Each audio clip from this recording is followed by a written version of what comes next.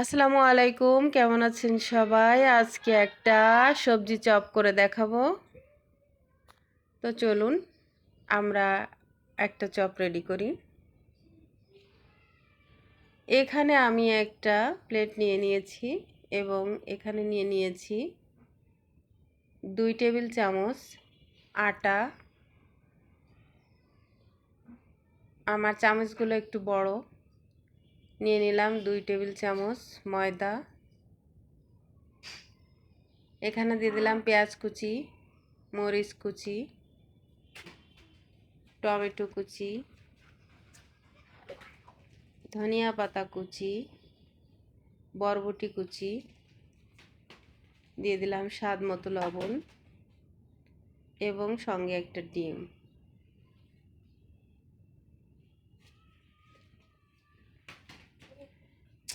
তো সবগুলো উপকরণ আমি এখন একটু ভালোভাবে মেখে নিব। এখানে চাউলের গুঁড়াও দিতে পারেন।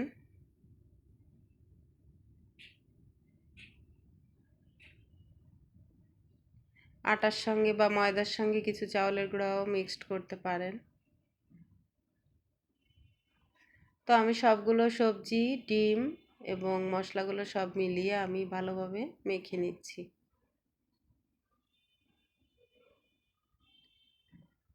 মাখাটা একটু ভালোভাবেই করতে হবে, কারণ এখানে প্রত্যেকটা সবজি কাঁচা।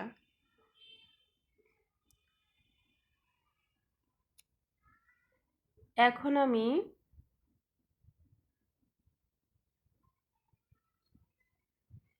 হালকা একটু পানি দিয়ে নিব, কারণ এটা একটু শক্ত হয়ে গেছে।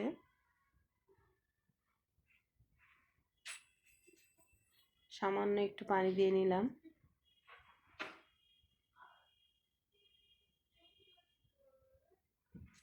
তো বিকালের নাস্তার জন্য আপনারা এটা বানিয়ে খাওয়াতে পারেন বাবুদের।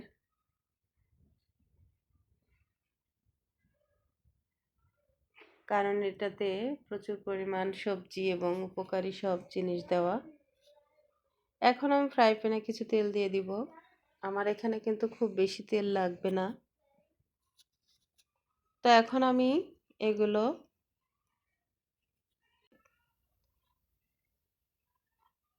চপের মতো করে গোল গোল করে এগুলো আমি বসিয়ে দিচ্ছি ফ্রাই প্যানে।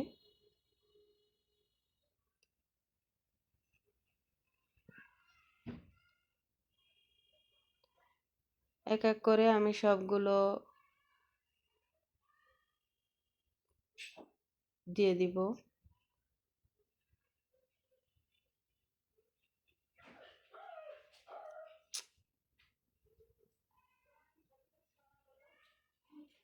এভাবে আমি সবগুলো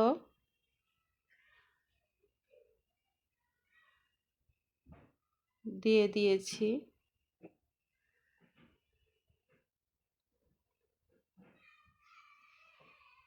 দেখুন আমি সবগুলো চপ আমি সুন্দরভাবে সাজিয়ে দিয়ে দিয়েছি ফ্রাই প্যানে। এখন আমি এটাকে এপিট ওপিট করে সুন্দরভাবে ভেজে নিব।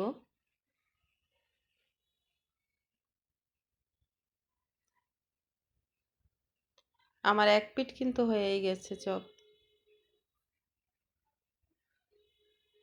এটা আপনারা রোজার সময়ও ইফতারিতে খেতে পারেন।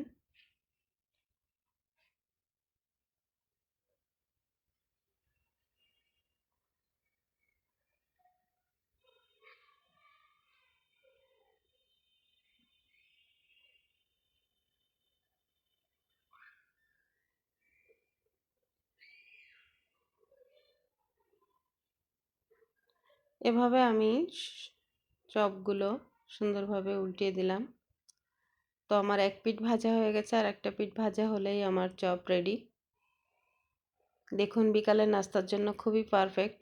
তো খেয়ে অবশ্যই দেখবেন, খুবই টেস্টি একটা খাবার। তো এখন আমি এটাকে এক এক করে সুন্দর তেল ছড়িয়ে উঠিয়ে ফেলবো।